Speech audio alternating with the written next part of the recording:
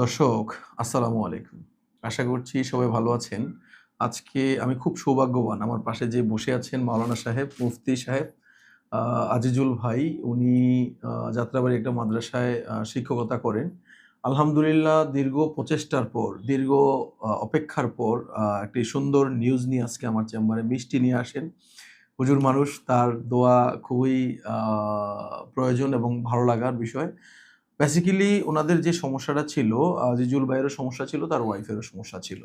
আজিজুল ভাইয়ের যে সমস্যাটা ছিল আমরা শুরুতে বলি যে তার শুক্রাণুর গতিবিধির সমস্যা ছিল। তার শুক্রাণুর গতি যেটা ফাস্ট প্রোগ্রেসিভ ছিল সেটা ছিল 0% এবং স্লো প্রোগ্রেসিভ ছিল 6%। ওভারঅল আমরা যদি বলি ফাস্ট এবং স্লো প্রোগ্রেসিভ 0+6 6% ছিল। এবং আ এই অবস্থা থেকে উনাকে আমরা বলি টেনশন না করতে ৩ মাসের একটা নরমাল প্ল্যানিং ওষুধ খাওয়াইতেন। এবং কিছু রুটিন উনাকে আমরা দেই, কিছু পরামর্শ দেই, লাইফস্টাইলের কথা বলি। সেটা মেনে চলে ৩ মাস পরে উনার রিপোর্টটা আলহামদুলিল্লাহ আ নরমাল আসে।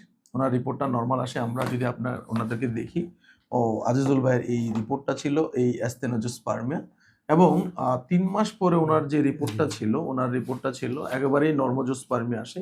গতিবিধি সেক্ষেত্রে উনার ছিল আগে 0+6, সেক্ষেত্রে ৯০% গতিশীল হয়ে যায় এবং শুক্রাণুর সংখ্যাও ছিল আগে ১৮ মিলিয়ন। সেক্ষেত্রে ১৩৬ মিলিয়ন শুক্রাণু হয়। একদম সম্পূর্ণ নরমাল এবং নরমোজোস্পার্মিয়া হয় ৩ মাস পরে। এবং উনার চেয়েও আরো সমস্যা বেশি ছিল উনার ওয়াইফের। উনার ওয়াইফের সিস্টের সমস্যা ছিল, কমপ্লিকেটেড পিসিওএস ছিল এবং সিস্টের যে সাইজটা ছিল, এটা নিয়ে আমরা বেশি টেনশন ছিলাম। কারণ নরমালি ৬ সেন্টিমিটার পর্যন্ত আমরা আ ওষুধের ট্রিটমেন্টের মাধ্যমে আমরা ঠিক হয়ে যাই এবং ৬ এর উপরে গেলে আমরা অনেক সময় আমাদের কাছে রাখতে চাই না।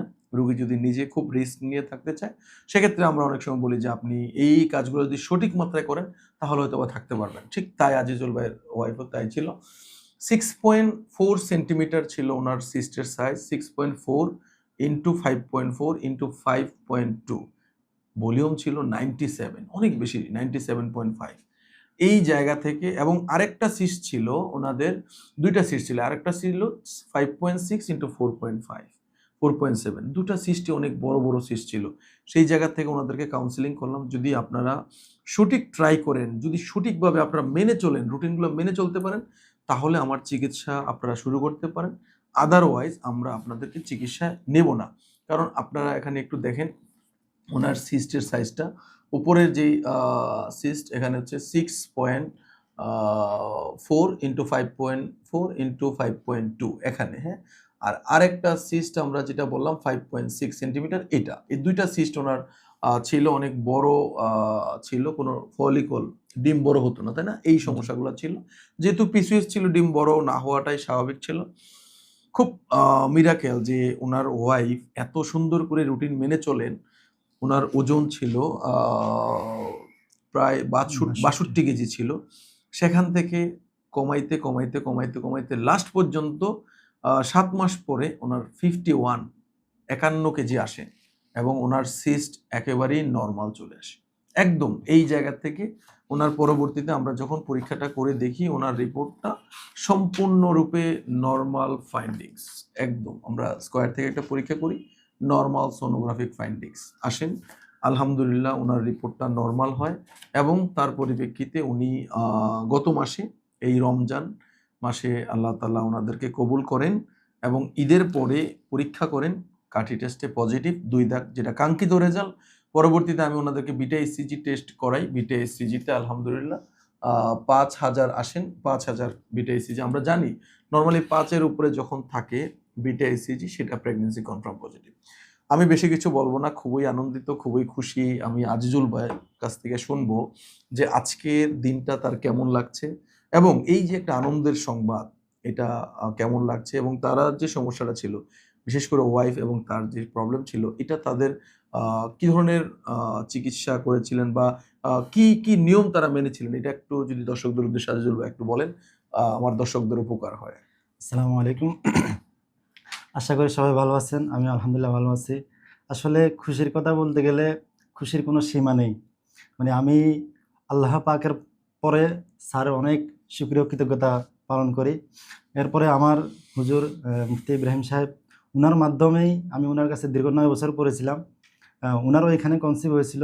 আমিও অনেক দিকে ডাক্তার দেখাইতেছিলাম। মাঝখানে ইব্রাহিম ভাইয়ের কথা হ্যাঁ, বলে নেই। ইব্রাহিম হ্যাঁ, ভাই মুফতি সাহেব উনারও এখানে চিকিৎসা করেছিলেন। পরবর্তীতে উনার ছাত্র উনি আমাদের এখানে পড়ায়। হ্যাঁ। হ্যাঁ, আমিও অনেক জায়গায় অনেক দিয়ে ট্রিটমেন্ট করতেছিলাম। অনেক টাকা যাইতেছিল। তো হুজুর আমারে বলতেছে যে, "এত দিকে এত টাকা খরচ না করে ভালো করে প্রিপারেশন নিয়ে একবারে ঢাকায় আমার এই স্যারের কাছে একবার দেখাও।"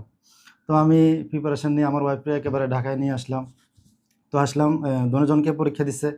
আমারও রেজাল্ট স্যার যেভাবে বলছে এভাবে আসছে। আমার ওয়াইফেরও এভাবে ছিল। তো এক্ষেত্রে আমি স্যার যে আমাকে যে রুটিনটা দিয়েছিল, যে খাবারের কিছু রুটিন দেয় ছেলেদের ক্ষেত্রে এ স্পামের কোয়ালিটি ভালো হওয়ার জন্য, আমি ওগুলো পুঙ্খানুপুঙ্খানু মেনে চলি। এরপর তেল জাতীয় খাবার, তারপর আইসক্রিম, এরপর ফাস্টফুড জাতীয় যত খাবার আছে এগুলো খাওয়া যাবে না। এগুলো আমি পর্যাপ্ত মেনে চলছি। এরপর রাতের ঘুমটা আ পর্যাপ্ত পর্যাপ্ত ঘুমানো। পর্যাপ্ত ঘুমাইছি।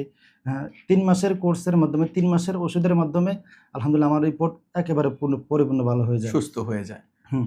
এবং কি এর পাশাপাশি আমার ওয়াইফেরও অনেকগুলো সমস্যা ছিল। স্যার সবগুলা সিস্ট বলছে। ছিল অনেক বড়। সিস্ট ছিল ৬.৫ পা ৬.৫ সেন্টিমিটার। ৬.৫ সেন্টিমিটার। যেটা মোটামুটি স্যার ১ম এ সিস্টটা দেখেই বলছে যে, "আপনারা যদি ভালোভাবে না মেনে চলেন তো আপনাদের অপারেশন করা লাগবে।" অপারেশন তখন লাগতো। ওইটা আমার ওয়াইফ ভালোভাবে কাজে নিয়েছে এবং কি ভয় পাইছে।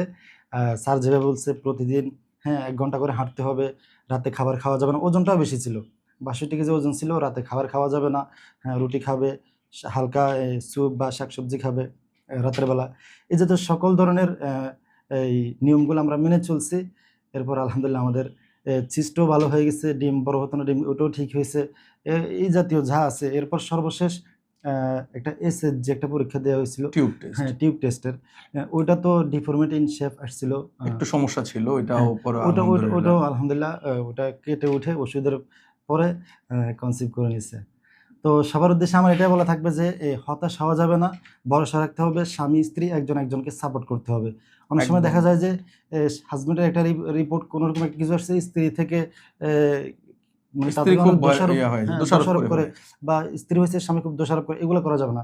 এই সমস্ত ক্ষেত্রে একজন আরেকজনকে সাপোর্ট খুবই প্রয়োজন। একটা কারো বাচ্চা না হলে মানে দূরের মানুষ থেকে তো অনেক কথা, কটু কথা শুনতে হয়ই। নিজের নিজের লোকেরও আপনজন, হয়। হ্যাঁ, আপনজনের মধ্য থেকেও শুনে। সেক্ষেত্রে অন্যরা যে যা বলুক, অন্তত আপনারা হ্যাঁ, দুজন হ্যাঁ। এক থাকবেন। আপনারা একদম দুজন এক সত্যি। থাকবেন। আপনি কিছু বলতেছেন না, তারপর আপনার ওয়াইফ কোনোভাবে মন ছোট করতেছে, আপনি তাকে সাহস দিবেন। হ্যাঁ, সাহস দিবেন। তো দেখবেন এই ক্ষেত্রে হয় কি তার মনোবলটা বাড়ার কারণে, তার এই যে দুশ্চিন্তা দূর হওয়ার কারণে হুম। এটা একটা ভালো একটা দিক তার ভিতরে কাজ করে। এটা খুব ওষুধের প্রয়োজন। পাশাপাশি এটাও খুব খুব প্রয়োজন। প্রয়োজন, খুব প্রয়োজন। আপনি যদি দুশ্চিন্তায় থাকেন, আপনার ঘুম হবে না, টেনশন, এগুলো আপনার অন্য অনেক কিছু আরো দুর্বল করে দিবে। তো ঠিক আছে, দর্শকদের উদ্দেশ্যে আমার সর্বশেষ বলা এটাই যে স্যারের কাছে আসবেন আপনারা, সময় নিয়ে আসবেন, স্যারকে সময় দিবেন। এগুলা এই ২-১ মাসের বিষয় না। বিষয় না। একটু হ্যাঁ, সময় একটু লাগে। সময় লাগবে। কারণ এই যে উনাদের যে সিস্ট ছিল, যে সাইজের সিস্ট ছিল 6.5 সেন্টিমিটার, হ্যাঁ? এবং আরেকটা সিস্ট ছিল 5.7 সেন্টিমিটার। বেসিক্যালি একটু সময় নেয় এই জিনিসগুলোতে উনাদের যেমন সেই সেপ্টেম্বর থেকে টানা চিকিৎসা। সেপ্টেম্বর, অক্টোবর, নভেম্বর, ডিসেম্বর, জানুয়ারি, ফেব্রুয়ারি, মার্চ, হ্যাঁ? অনেক সময় উনাদের চলে যায়। আল্লাহ তাআলা উনাদেরকে মাফ করেন। একটা কথা হুজুরের মুখে খুব ভালো লাগছে যে একজন আরেকজনকে সাপোর্ট করবেন। দুনিয়ার সবাই যে যা বলুক, এটাতে হাসব্যান্ড ওয়াইফ কারো উপরে খুব একটা ইফেক্ট না পড়লেও স্বামী-স্ত্রী একজন আরেকজনকে যদি খুব ভালো একটা মহব্বত থাকে, তারা যদি একজন আরেকজনকে সাপোর্টিভ হয়, একজন আরেকজনকে সহযোগিতা করে, একজন আরেকজনকে মেনে চলে এবং একজন আরেকজনকে সান্ত্বনা দেয়, তাহলে চিকিৎসাটা খুব সহজ হয়। টেনশন, ডিপ্রেশন থেকে দূরে থেকে বিশেষ করে যারা মহিলা আছেন, মহিলাদের যাদের এই ধরনের সমস্যা হয়, তাদের হরমোনাল বিষয়গুলো খুব জটিল। ব্রেইনকে ঠান্ডা রাখতে হবে। আমি কয়েকদিন আগে একটা পোস্ট করেছিলাম যে ব্রেইন এগুলা সবগুলার কন্ট্রোল সেন্টার। আপনি যদি ব্রেইনকেই খুব এলোমেলো অবস্থায় রাখেন, খুব হতাশ থাকেন, ডিপ্রেশন থাকেন, ব্রেইনকে এই হতাশ ডিপ্রেশন দিয়ে আপনি ব্রেইনটাকে ব্যস্ত বানায় ফেলেন, তখন আপনার হরমোনাল রেগুলেশন সে করতে পারে না এবং আপনার সঠিক চিকিৎসা, সঠিক আ ওষুধ দিলেও কাজ হয় না।